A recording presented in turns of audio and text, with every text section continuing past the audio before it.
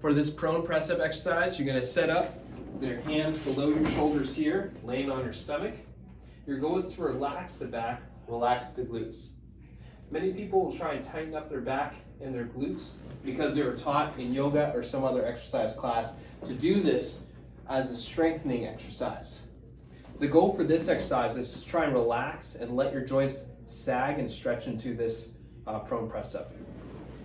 So we're going to relax the back, relax the glutes. Place your hands below you here.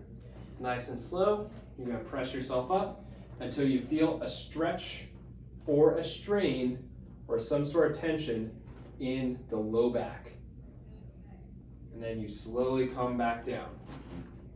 Sometimes it's helpful to just relax and breathe out. Let the back sag into the stretch. For some people, this strain or this stretch might come about during the early ranges of motion here, and that's where you're going to stop. This can also change throughout the day, so you may start out the morning like this, or maybe a day that you're a little bit more stiff like this, and then as you progress through the day, you can bring yourself up higher like this. The goal is to hit the end range, so if you don't feel anything, you can even walk your hands back farther and push up further like this. Some people may even need to put a platform underneath the hands or a pillow so you can get up even higher into the stretch to hit the end range so you get the effect. Now, while you're doing this exercise, you're going to want to follow some guidelines, because sometimes when you're doing this exercise, especially if you're treating a lumbar derangement, that directional preference or this stretch recommendation may change over time. It's important for you to monitor that. It's not always a bad sign if you get to the point where you need to switch to stretch. Sometimes that's just a sign that you're moving on to the next phase. So the guidelines while you're doing this exercise is green light, yellow light, and red light. So green light is as you're doing more repetitions, you're either increasing range of motion, so you may start out with just a little bit, and as you go, going further into it, or a decrease in pain. That decrease in pain may be while you're doing the exercise, or it may be afterwards. So for example, if you have pain with touching your toes and you do more repetitions, afterwards, you should have less pain touching your toes. That's a sign to keep going with the stretch. Now, if you have no change, doesn't feel like the stretch is doing anything, afterwards it feels exactly the same, that's still a sign to keep going. It's a yellow light though, so you want to monitor it, make sure it doesn't turn into a red light. Now if you hit a red light, that means that as you go, you may start up here and then you get a decrease in range of motion. Another sign of a red light is you have an increase in pain during or after you do the exercise.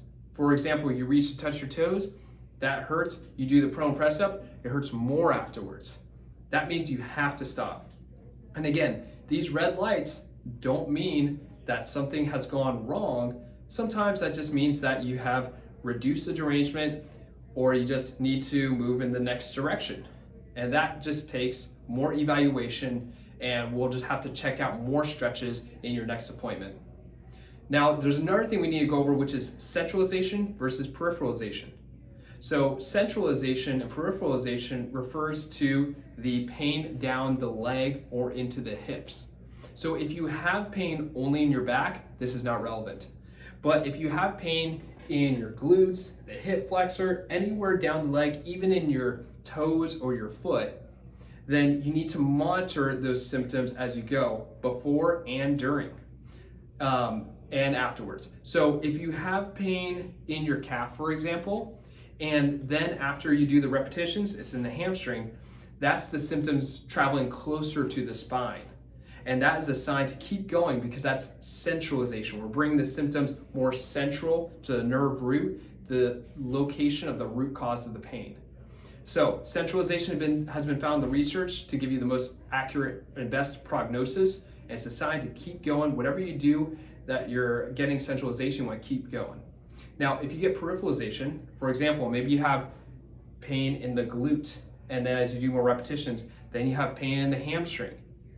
that is a sign to stop. Peripheralization, red light. Now, let's say you're doing your repetitions and you start to feel, okay, hamstring is where it begins to have pain in the leg. You were just getting pain in the back. That could also be your starting point, so keep that in mind. That is your starting point, and then as you do more repetitions, it may go up to the glute, centralization, or it's in the hamstring, and then it might go down to the calf or the foot or the toes. That's peripheralization. So again, you need to monitor these things, but sometimes knowing that that's the starting point is good, because some people will have back pain but no peripheral pain, and then start having the peripheral pain while they're doing it and not knowing, did they just peripheralize down there, or is that just the starting point? So that's the starting point, and then watch for where it starts to travel. Again, we want it towards the spine, not downwards. Again, if you hit any red lights, not the end of the world. We just need to evaluate and see which direction do we need to switch the stretch to reduce the derangement.